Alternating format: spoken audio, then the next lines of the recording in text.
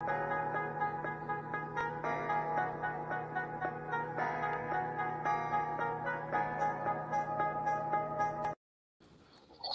everybody, welcome to another episode of Hustle and Grind, powered by STABLESMEDIA and my good buddy Tony. I hope he's doing well. Today we've got the great David Bearman with us. He's the deputy editor of sports betting at ESPN. So we're glad to have you. And of course, Joe Madden Sports with us. And take it away, Joe. David, first I want to thank you so much for joining us tonight. How are you doing? Good.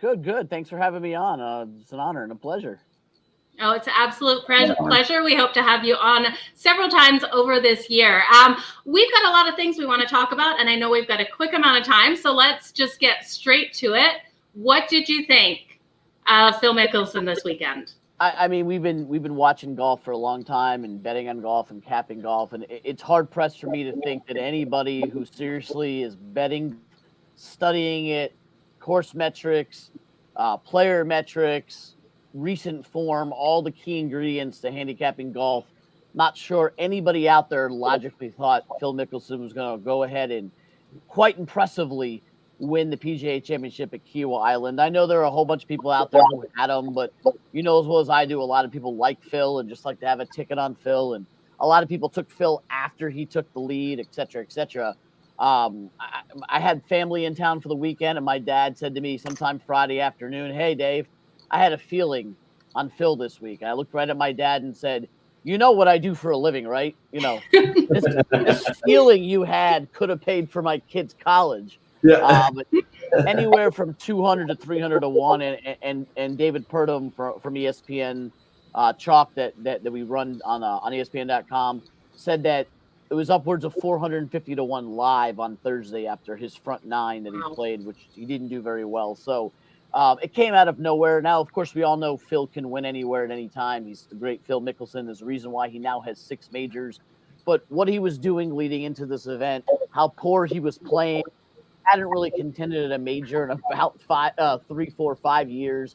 To do what he had done recently and then turn it around and not just win, but pretty much dominated the field on a very, very good course. Yeah, he had a couple of bogeys down the stretch, but from about the 7th hole on yesterday, there really wasn't much doubt as who was winning that event. You were just waiting to see if Phil was going to throw it away somehow, and he didn't. He played awesome. He looked great. I didn't see this one coming. I don't know many people who actually follow and study golf on a daily basis. That's the nature of betting, and that's the nature of the sport. At the end of the day, it was a great story. Just like Tiger in 2019 at the Masters is a great story.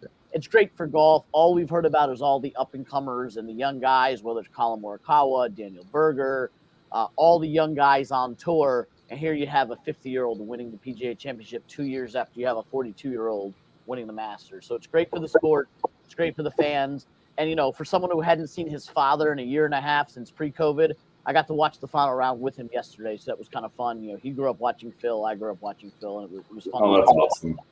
That's awesome.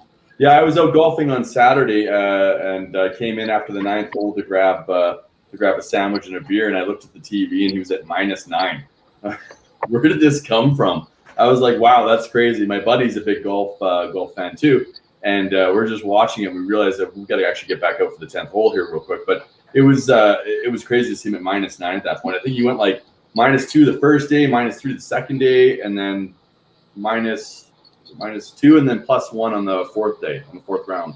+1. It's one of those things where you're not surprised to see Phil leading at any point. He was leading 2 weeks ago at the Wells Fargo after Thursday. Yeah. But to see him sustain it over 72 holes, which none of these guys could. You look, every single one of these guys had trouble on this course, it seemed, except for Phil Mickelson, who even at the end dumped one in the water and had a double bogey on Saturday. But you're right, to see him hit 8, 9, 10 under par, and you know, he put away a Brooks Koepka who has won 4 majors in the last 5 years. He put away a charging Louis Oosthuizen, who has won a British Open and has won the Grand Slam of runner-ups over the last decade. And he put away some really, really good golfers, and it really wasn't much of a challenge those guys put up. And every time you thought it was going to flip, Phil just put the hammer down. And what really, really impressed me is when Phil needed a shot, and this is not the same Phil Mickelson who he needs a shot at Wingfoot and then puts it off the tent. He needs to get it up and down, and he puts it in the bunker. This is a guy who needed a shot yesterday, went out there and hit a 366-yard drive. I know. It's crazy. That's unbelievable. Two good shots for me. So Phil does it. Yeah, 366 yards. 366 I yards. know that's 2 good shots for me, and I'm going to throw the ball another 100 yards. Yeah. And probably 600 for me. So that's where I'm at with golf. I watched some of the highlights after because I missed some of it this weekend. I've been pretty busy, but like I was watching some of the highlights, and he was just throwing darts. Like, it was crazy. He was like 3 feet, 4 feet, 5 feet from the hole, and he's 90 yards out, and it was crazy. He had such a good game, and it was one of those things it's crazy. And like I saw your tweet earlier, he went from 150 to 1 down to 50 to 1 for the PGA. To win the U.S. Open at Torrey Pines, which is kind of in his backyard. He's now only 50 to 1. I'm not going to play him at the U.S. Open. I tend to not even play guys who win majors at the next major, regardless if it's Phil Mickelson or Tiger Woods. It's just that whole euphoria. I won a major. You hit the mountaintop. It's very, very hard to repeat that. I know Tiger's done it tons of times. He had the Tiger Slam at one point. It's very, very tough to sustain that. You didn't see Hideki for a month after he won the Masters. Still played well for the first 2 rounds at the PGA before he fell off on Saturday. But I wouldn't have taken Phil to begin with at the U.S. Open, and I'm probably not going to take him now. But, hey, all the credit in the world for the 50-year-old to go out there and do things that are not human and play tee to green better than anybody on that course. That's a course that made the best golfers in the world look like you and me, and he went out there and ran away with it. Yeah, it's the ocean course. I mean, the winds are higher. It's just such a tricky course. It's one of the hardest courses you can play. So for him to do that at his age is just spectacular. Yeah, Absolutely. If you give me the field of 140 some odd golfers, and I would have probably put him closer near the bottom. I would have, I didn't play him at all, but I probably would have played him to miss the cut more or less. Yeah, you would have never picked him. No way. None whatsoever. And I can admit that it's clear as day. I've done very, very well handicapping golf this year. I believe winning money in 9 out of the last 11 weeks. And I was point blank asked on one of these podcasts, hey, would you use Phil Mickelson to round up your DFS lineup? And I said, hadn't even crossed my mind. No. And the guy goes out and wins the PGA Championship. That's what happens. Wow. And, hat tip to anybody who had Phil in their lineup. Or, I'm in a snake draft where you draft 6 golfers and it's 10 rounds. It's 6 rounds, 10 people. Of the 60 picks, Phil Mickelson was pick 58. Wow. Yeah. No, that makes sense. That makes sense. Yeah.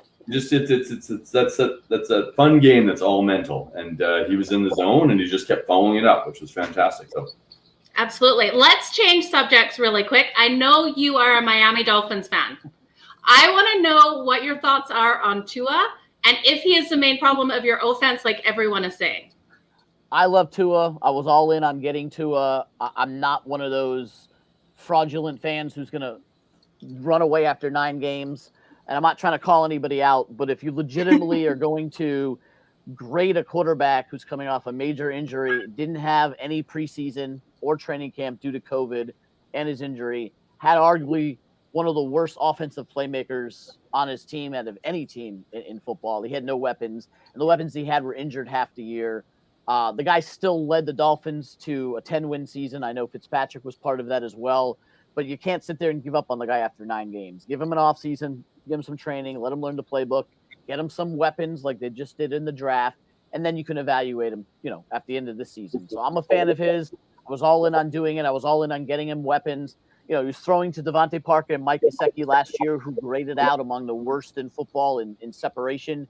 And for a rookie quarterback to not be able to have a receiver that gets any separation, Devontae's hammy was hurt half the year. He played through it.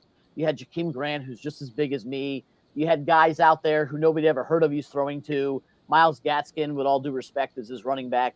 So if the Dolphins can put together a team on the field that has some weapons, wide receiver, Waddle out of Alabama, got him another tight end, get him just some more weapons around. You go get Will Fuller.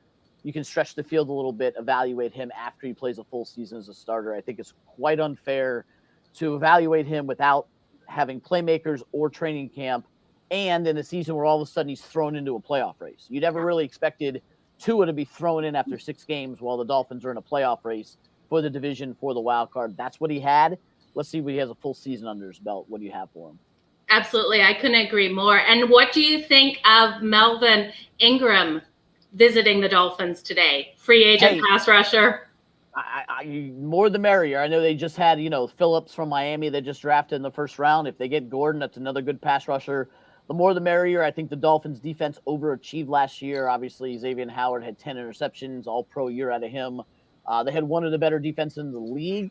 I still worry about them stopping the rush and getting to the quarterback, because if you watch some of the quarterbacks they struggled against, it was Kyler Murray, it was Josh Allen, it was Cam Newton.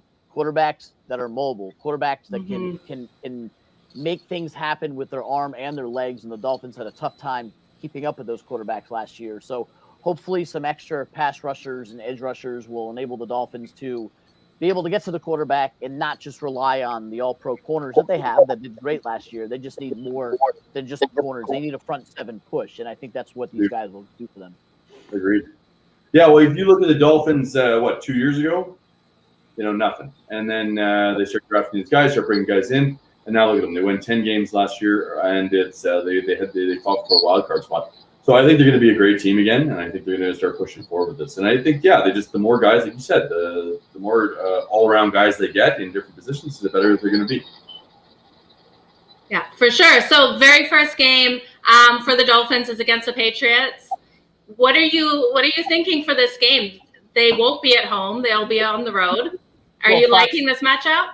Foxborough is a very tough place to win. I've been up here 16 years now, and I've only seen them win one time in that stadium, and that was when Brady took the final 3 quarters off because they had already won the division.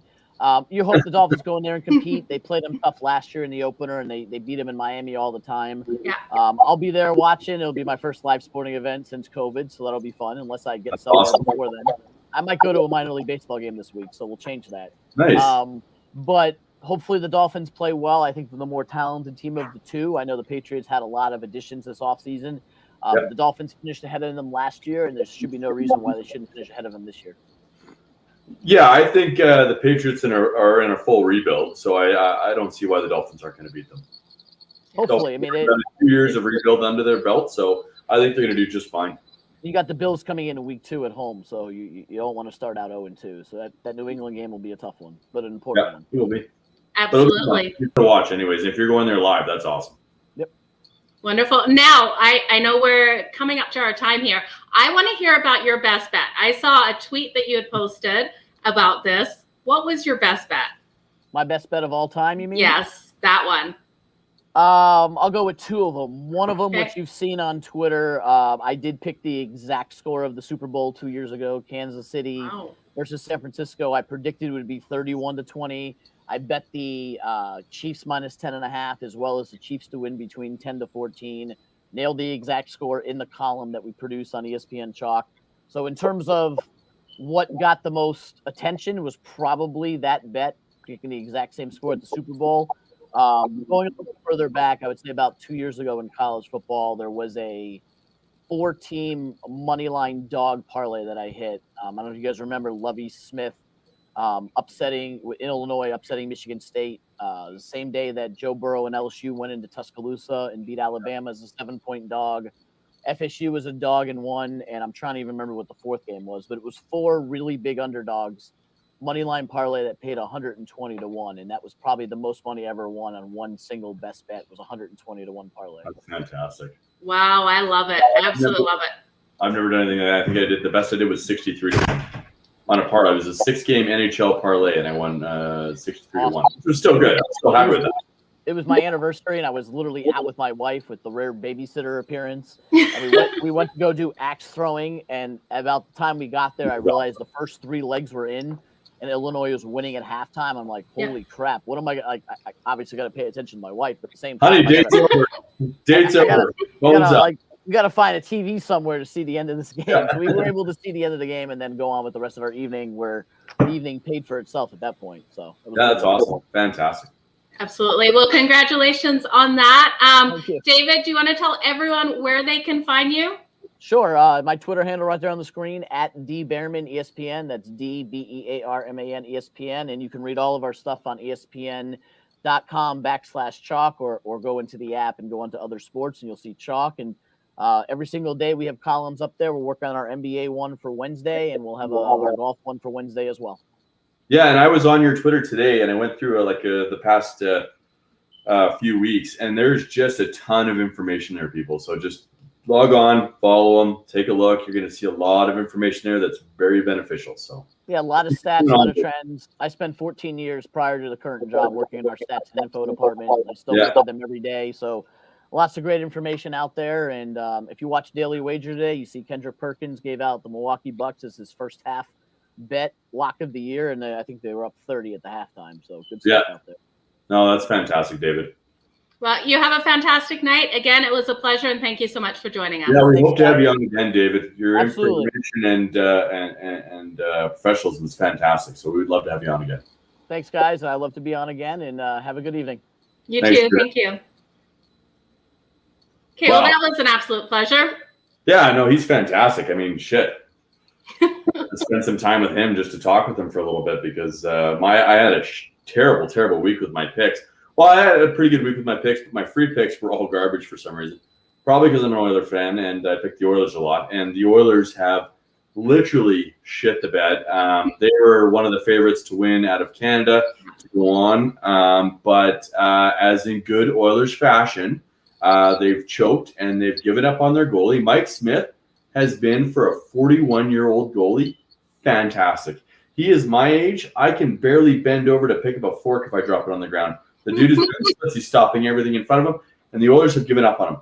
Now, they're going to play in about half an hour, a little bit less, about 26 minutes. But I think McDavid and Draisaitl are going to come out very strong tonight. But that being said, last night they came out with a 4-1 lead going into the third, and then they gave up 3 goals in about 4 minutes. So it was absolutely ridiculous to watch. It was painful to watch. I'm a huge Oilers fan, but I don't know after this season if I will be as big of an Oilers fan as usual. I'll never cheer for the Calgary Flames. Yes, you will. That'll never happen. No, it'll never. Nor the Vancouver Canucks, nor the Ottawa Senators. So maybe I'm going to look at cheering for if the Jets knock them out, Jets are a strong contender, and the Maple Leafs are a strong contender.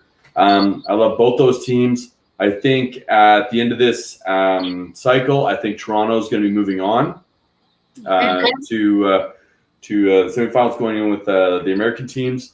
But I'm blown away with the Oilers. They have such a plethora of talent, and they just seem to. It's almost like the Red Sox curse. I can't remember what year it started, but it's almost like that. Like they do really well in the regular season. Not really well, but they do very good. And then they come playoff time, they shit the bed. And but they almost do just good enough to get into those playoffs, right? They do a lot better. And last year they did okay too, but they played against the Blackhawks right away. Yeah. And the year before that they made it to the second round, but it seems like once they get to the playoffs, they just kind of fall apart, and it's just absolutely painful to watch as an Oilers fan. I don't know. I put a thing out there today on Twitter on Academy P Sports, and just asking, what does everyone think? Do you think Connor McDavid and Draisaitl are going to come to the plate? Do they think they're going to battle this out, get a win tonight? And I think I had a 70-30 loss for Winnipeg to win. So it might be a sweep today. Well, yeah, and you know what? That's what I was looking at. I would not take Edmonton to save my life tonight. Not after last night. 2 goals in 16 seconds. It was absolutely disgraceful how bad they fell apart. So for myself, I stayed away from a side in this game because if the Jets come out really strong, Edmonton just falls apart. I could see them sweeping it. And there was weird line movement. And as soon as I see this weird line movement, it made me think the books were trying to trick us. So Edmonton going into today's game was a -106 or a -112. Sorry. They're now a favorite at -120 before the game starts here. So the books are looking at it more. I know they're going to come back strong. Like the Oilers are going to throw everything at Winnipeg, and I do think they will win this game. I don't think they will win the series. They're not going to come back with 4 games straight. It's going to go absolutely to Game 7. not. If the Oilers want to win, it has to go to Game 7, and they have to win 4 games in a row, and I don't think it's going to happen. I think the Oilers have shit the bed, and they don't deserve to win. At the way they played last night, after the first period, was absolutely ridiculous. The first period was great. It's like 17 shots to 6 or something stupid like that. But then the second, third, and fourth period were absolute garbage. And I just couldn't believe the Oilers were playing on their heels like that, playing the way they did. And it is what it is. But it's unfortunate. It's sad to see. But hey, what are you gonna do? Absolutely. Now, what did you think of Colorado getting the sweep? I thought it was absolutely amazing. St. Louis Blues just had no fire at all underneath them. Colorado was just. So if you look at our show, was it a week ago or 2 weeks ago? Probably 2 weeks ago. 2 weeks ago, we talked about this and we called Colorado in a sweep. They were one of the ones that were going to be a sweep for 5 games. We knew they were coming in heavy. We knew they're coming in strong, and we knew they're going to do to 4 to 5 games. We were pretty much betting on a sweep there. So absolutely. We saw that coming. Colorado is a monster out there. They're set. They're ready. They're motivated. They're going to come in and they're going to make it a long way in this playoffs, if not finish on the top. Yeah, I definitely think it's going to be a hard battle. I see Vegas winning the Vegas Wild matchup. I really think they take it tonight. What do you think on that? Are you liking Vegas? Do you think that they can take every game except for that first one that we had as the Wild as the underdog? I think Talbot had his day. I think the Wild had their day. They're a very good team, but you're talking about a good team going against a powerhouse team. Yeah. And the Vegas Knights are a powerhouse team. Now, that being said, when they did that draft for Vegas as an expansion team, they've changed the rules since then because it wasn't really fair the way they did it. And they drafted a lot of great guys. There's no expansion team in any sport that I've known that have gone to do that well after their draft. So I think it was a little bit biased, and I think. But I love Vegas, so I'm going to go with I don't care. I'm not a Bettman fan, but I think Bettman favors the American teams over the Canadian teams 1,000%. Really? Okay. I think he will keep Colorado going. He'll keep all these small venues. And I say small venues. They're monster stadiums. They could have a big fan base. But if you ever watch the Florida Panthers before this year, say 2 years ago, Florida Panthers, and you watch a game, all they film is the ice and the first row, the first couple of rows going around the rink. If they pan up, it's empty. They have a 40,000 capacity stadium, and they fill about 6,000 seats. Wow, I had no clue. Now they're going to be busier. The smaller teams, the Coyotes, the Panthers, some of Carolina, some of the Carolina Hurricanes, some of these American teams in certain places. But he will keep pushing them. But if Canada teams drop a little bit, let's move them out to the States. We got an expansion team. We can move them out there, and we go from that. But I think that I'm getting off topic here. Sorry, guys. But it's my hatred for Bettman. Absolutely. But, you just go on rants when you don't like someone. I know it's coming. I might as well just drink my coffee for the next 10 minutes. I started with the Oilers, and now I'm just going on rants all over the place. But that being said, I think we're going to have a fun playoffs. I'm not a big fan of the way they scheduled it. I think once we went to the playoffs, they could have expanded to, they could have done 3 games in Canada for an American team and a Canadian team to play, rather than pinning all the Canadian teams against each other. Because the best case scenario, we have one Canadian team playing 4 American teams. So they'll play each other, but we only have one Canadian chance because they've played the North Division against each other the whole time. And I think they could have found a way with COVID to do 3 games in one place, 3 games in another place. They're sequestered to a hotel. They play in the stadium, boom, and then they switch. But they didn't do it that way. You know what? I am going to be honest with you. I am just glad we have sports back, because if this was a year ago and we didn't have sports right now still, I don't know. I'd jump off my deck. And everyone knows my deck's not high enough to actually kill me, but it will hurt. I know. And I know it's only May 24th. Yeah. But I am so excited for NFL, and it's only 3.5 months away. It's so close. I can almost taste it. We've got preseason starting in August, you guys. I also want to mention that, Cami P, I know we have a new show coming up, Pub Night Sports. Pub Night Sports. So you guys stay tuned for that. It's going to be fun. It's going to be interactive. We are going to be at the pubs watching these games and doing a lot of fun stuff. So stay tuned for more details. Yeah, basically it gives me a reason to drink and get drunk at the pub and then go randomly talk to hot chicks. So I'm in. It's going to be a good show. It absolutely will. Okay, guys, that's about it for today. Is there anything else, Cammy P, you wanted to add? So with Hustle and Grind, before we were doing dailies, usually 5 to 10 minutes. We're going to switch that up so we can add a little bit more content to the show instead of doing quick little shows. We're going to be doing Monday, Wednesday, and Fridays. And we're going to do about 30 minutes, maybe a little bit less, maybe a little bit more, but depending on what we're doing, we're going to try and have guests on all the time, especially professionals in this business, to help with your guys' handicapping, to help with your guys' bets, to help you guys succeed in what you guys are doing. So we're going to really promote that, and we're going to really do our best with that. So we're going to switch from dailies to Monday, Wednesday, Friday. We will be promoting this on Twitter, Instagram, Facebook. My follow is Cammy P Sports. Joe Madden is Joe Madden Sports. So please follow us. Please keep track. We're going to give free bets out every single day, and we're going to give you the best information we possibly can Monday, Wednesday, and Fridays.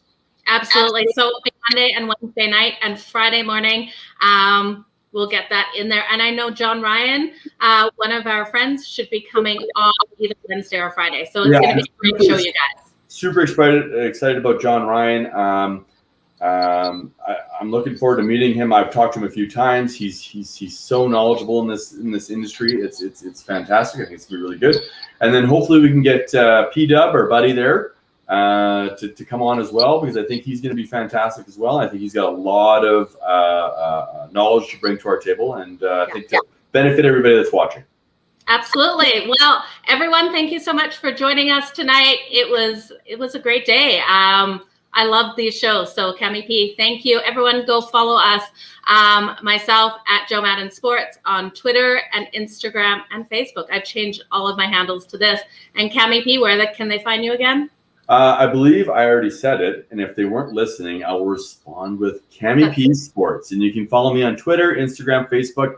Like I said, both of us give away free picks every day. All we ask you to do is retweet and follow or like, and we'll give you a free pick every day. And we work together a lot on this stuff, so I think you're going to get some knowledge of, I think about 30 years knowledge in the sports industry, so it works both ways, and it's really good. So, hey guys, thanks for joining in. Thanks for tuning in. Really appreciate it. Thanks to Stables Media, and thank you to Wager Attack, our sponsor. If you ever have any betting issues in the States, please visit Wager Attacks, and our code is GRIND. Absolutely. Not Grinder. Yeah, don't enter Grinder. That is not going to help you at all. That's a different website altogether, guys. Okay, you guys have a fantastic night, and thank you. We'll see you Wednesday at the same time. Bye now. You guys.